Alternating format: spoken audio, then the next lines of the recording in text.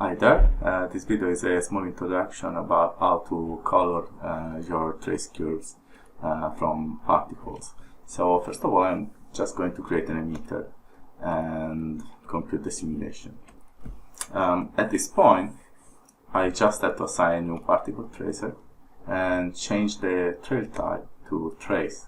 Now, by default, when I use the trace option is relative to previous frames.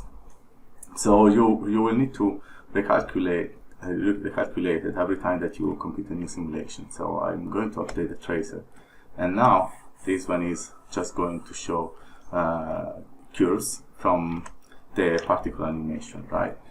And what I want to do is to assign a color to every curve and do it in a way that the color doesn't flicker, so the color stay constant as soon as I scrap the timeline.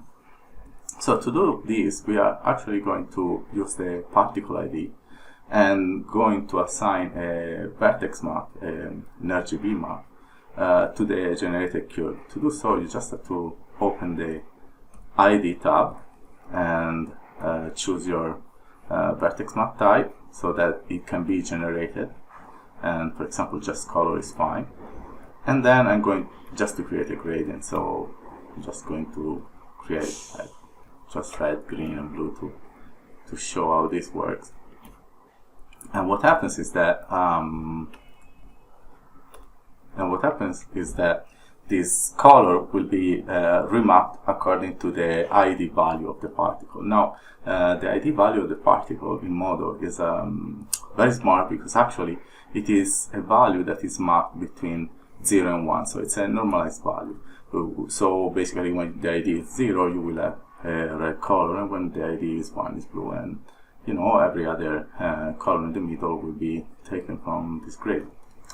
Now, if I click on the generated mesh, I will see that in the vertex maps and in the other maps, I'll see that I have an rgba vertex map. It's called TracerX particle ID. So at this point, the only thing I really need to do is just to add a vertex map texture, and then change its vertex map value. So I select that vertex map, and now I also I could use something like geometry curves to extrude anything I want from these curves, or simply in this case I just want to use the built-in model function to render curves. So I go in the curve panel and choose render curves.